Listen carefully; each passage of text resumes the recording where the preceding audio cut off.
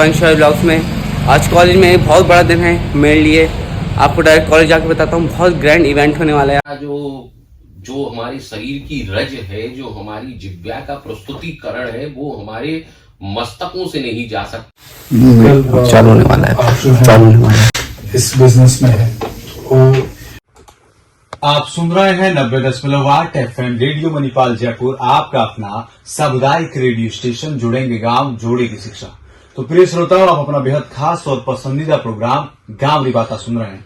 इसमें हम लगातार मनीष जी से जानने की कोशिश कर रहे हैं कि ज्वेलरी की दुनिया में कैसे काम होता है, उनका कैसे जुड़ाव हुआ। अब तक हमने ये जाना, लेकिन मनीष जी, हमारे बहुत सारे श्रोता जो इस वक्त रेडियो सुन रहे हैं वो जानना चाहते हैं, क्योंकि खासतौर पर पूरे हिंदुस्तान का ज्वेलरी तो फेमस है, क्योंकि बाहर भी भेजा जाता है, लेकिन जयपुर का ज्वेलरी और उसके स्टाइल की बहुत डिमांड है। कुंदन मीले का बहुत प्रचलन है जयपुर। ये तो पुराना स्टेट है बनाने का, बहुत फेमस है। तो मेरा यही सवाल है कि कोई सामान्य से सामान्य आदमी, मान लीजिए 10वीं 12वीं पढ़ा हुआ लड़का जो ज्वेलरी की दुनिया में काम की तलाश कर रहा है या काम करना चाहता है, तो वो कैसे शुरू कर सकता है?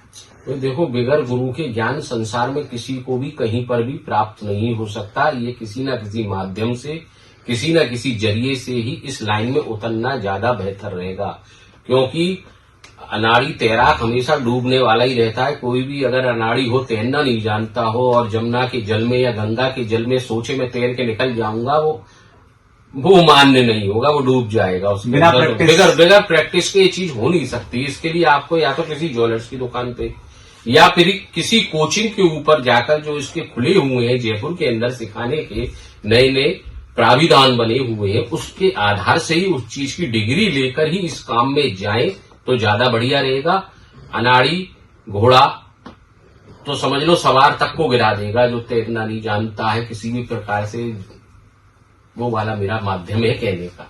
तो प्रिय श्रोताओं, मनीष जी यही कह रहे हैं कि अगर आप ज्वेलरी के व्यापार से जुड़ना चाहते हैं तो आप या तो किसी ज्वेलरी की दुकान से या कोई ऐसा संस्थान जो इस प्रकार का कोचिंग देता है, बिल्कुल सही, आप वहां जो है थोड़ा सीख ले, ट्रेनिंग ले। उसके बाद अगर आप करेंगे तो आपको नुकसान होने की गुंजाइश कम रहेगी।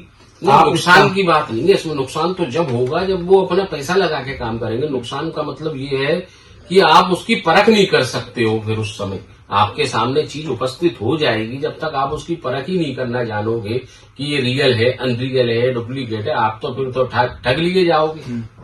तो आप जो है ठगी से या फिर आपका समय, आपका पैसा वो जो है बर्बाद होने से बच जाएगा। इसलिए जो है आप किसी प्रमाणित संस्था से या किसी ज्वेलर्स की दुकान पर भी आप बैठकर अध्ययन कर सकते हो, देखते हुए। कहीं नौकरी करते हुए भी 1.5 साल 2 साल के साथ मैं ट्रेनिंग लेना चाहता हूँ, तो वो हमारी दुकान पर भी आकर कर सकता है। ऐसी कोई व्यवस्था नहीं है। हम उसको फिर भी मेहनताना देंगे मंथली के हिसाब से, वैसी कोई दिक्कत नहीं। तो मनीष जी जो है वो बता रहे हैं कि अगर किसी की रुचि हो, अगर वो करना चाहता है तो सिखाने के लिए भी जो है सिखा भी देंगे। अगर किसी को आवश्यकता है चीज के, यानी कि इस चीज की जिज्ञासा है चीज को पाने के लिए कि मुझे इस फील्ड में आना है, तो वो आ सकता है आराम से। लेकिन उसके लिए पहले ट्रेनिंग लेने के लिए किसी न किसी माध्यम तक पहुंचना पड़ेगा। तो मित्रों, अगर आप में रुचि है, आप ये करना चाहते हैं, तो फिर जो है मनीष जी से भी आप संपर्क मेरे से संपर्क कर सकते हैं। मेरा ब्लॉग है मनीष जौहरी ब्रजवासी ब्लॉग। इस विषय में भी किसी को किसी भी प्रकार की जानकारी लेना चाहिए या मेरा चाहिए, तो आप उसके ऊपर मेरा जो आएगा कमेंट बॉक्स में जाकर कमेंट बॉक्स में आप पूछ सकते हैं। ज्वेलरी से रिलेटिव भी मैं तो ज्ञान की चर्चा ही करता हूं उसके ऊपर। यूट्यूब ब्लॉग पर जो मेरा आता है मनीष जौहरी ब्रजवासी, मैं तो ज्ञान की चर्चा करता हूं। अगर इसके विपराय, यानी कि आपको ज्वेलरी के बारे में, स्टोन के बारे में किसी भी चीज की जानकारी चाहिए, तो वो भी जानकारी मैं आपको इसी माध्यम से प्राप्त करा दूंगा। तो हम इस चर्चा को और आगे बढ़ाएंगे, लेकिन उससे पहले लेंगे एक छोटा सा ब्रेक। तब तक के लिए आप सुनते रहिए 90.8 FM रेडियो मणिपाल जयपुर, आपका अपना सामुदायिक रेडियो स्टेशन। जुड़ेंगे गांव, जोड़ेगी शिक्षा।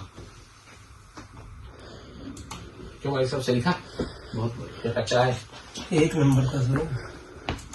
यार ये तो कहीं जाओगे 1 नंबर, कोई कमी तो बता दो।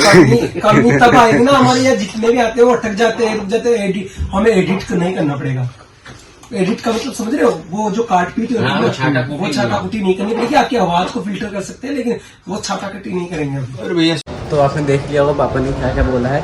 प्रोफेशनल से बोला, एकदम प्रोफेशनल की तरह। सर भी कहते हैं कि आपके आवाज़ में रीटे की जरूरत ही नहीं है, आप जो बोलते हो बिल्कुल स्पष्ट बोलते हो।